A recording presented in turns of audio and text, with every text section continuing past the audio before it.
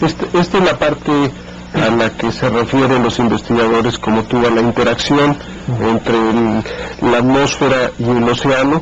Este es un tema nuevo, este es un tema que se ha tratado ya desde hace mucho tiempo. Pero se ha venido desarrollando mucho en los últimos años. O sea, cuando hablamos de interacción océano-atmósfera, de entrada pensamos en flujos de calor y de momento, o sea, entre el océano y la atmósfera, que son muy importantes tanto para la circulación de la atmósfera y el océano como para los procesos del clima. Pero los procesos que también nos referimos son aquellos en los cuales cuando se da una condición anómala en el océano o en la atmósfera, empieza a haber una retroalimentación positiva. Es decir, una pequeña perturbación en el océano puede provocar una perturbación en la atmósfera que a su vez va a hacer que la perturbación en el océano crezca. Esos son raros, pero son muy importantes, como es el caso, por ejemplo, del fenómeno del Niño. Aquí en la figura estamos viendo condiciones de cantidad de clorofila en el océano producidas por el efecto de la circulación. Pues vemos, por ejemplo, un filamento al norte de Tabasco, que es producido por condiciones de viento intenso hacia el sur del Golfo de México. Esta es la forma en que se originan estos grandes fenómenos. El fenómeno del Niño es esta relación entre el fenómeno del Niño es un excelente ejemplo de un proceso de retroalimentación positiva entre una anomalía del océano y la atmósfera. En ciertas condiciones se empiezan a desarrollar estas anomalías y empiezan a crecer y a desarrollarse y a propagarse en el espacio hasta que finalmente decaen. El proceso dura varios meses y afecta enormemente las condiciones del clima, de precipitación, de lluvia. En el caso de México retrasa las lluvias cuando tenemos este fenómeno, y finalmente el proceso decae. Las aguas también las aguas de los océanos cambian sus propiedades y afectan la pesca, por ejemplo. ¿Estos fenómenos los modelan ustedes?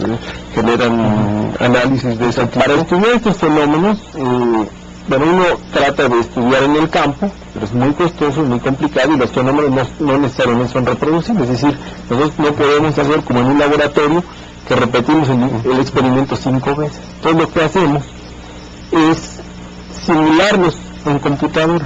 Entonces lo que hacemos es poner los procesos físicos, los modelos sencillos y muy complicados, pero los procesos físicos, que son procesos dinámicos y termodinámicos, o sea, seguimos las ecuaciones de la dinámica y de la termodinámica, y las resolvemos en las computadoras. De esa manera reconstruimos los campos de circulación, de temperatura de la atmósfera y del océano. Tenemos una figura de circulación del océano.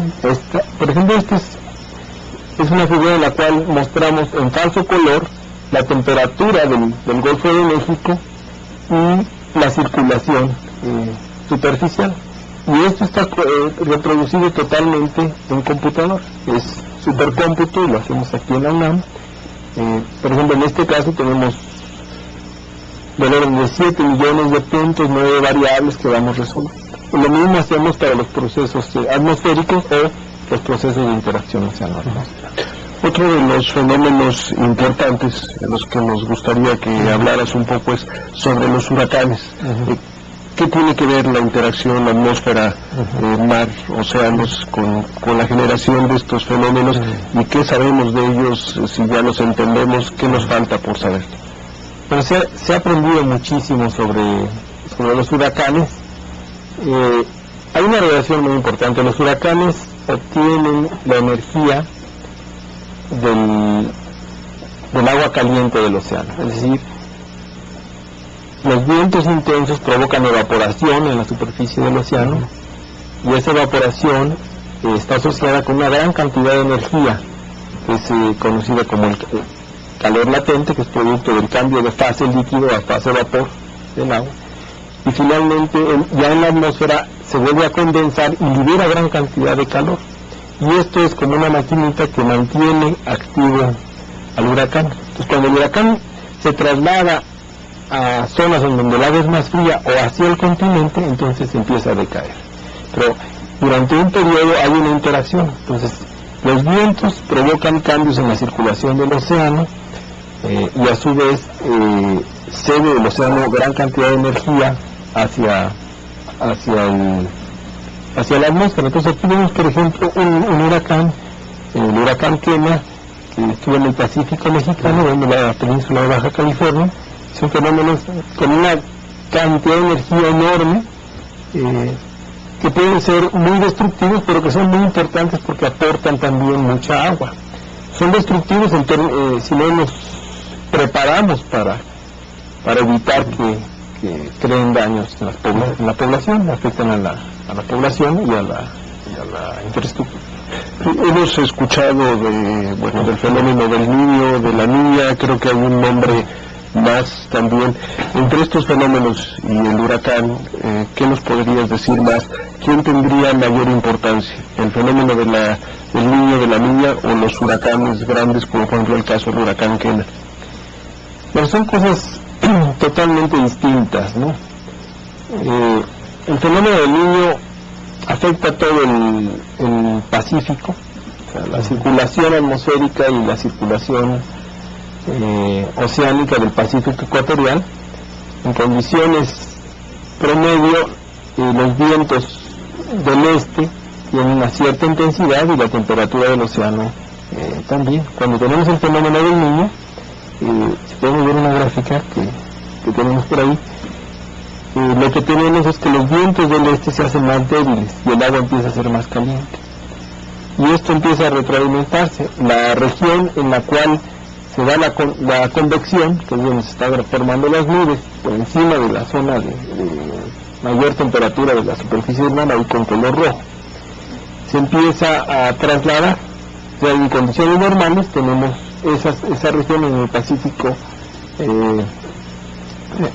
occidental, en el Ecuador, pero en la parte occidental, en condiciones del niño, que sería la siguiente figura.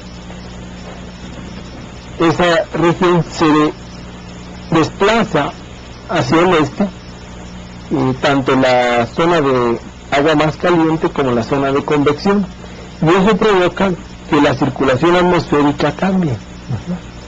Correcto. Y en condiciones de la niña lo que tenemos es que se traslada hacia el otro lado. Entonces los vientos en el Ecuador, en la superficie ecuatorial, son más intensos, la zona de convección se traslada hacia el este, y el agua en la superficie del mar es más baja, la temperatura del agua. Entonces, para entender este fenómeno y para predecirlo, que es lo que es importante en los fenómenos naturales, se ha construido una red de estaciones, de boyas, sobre el océano.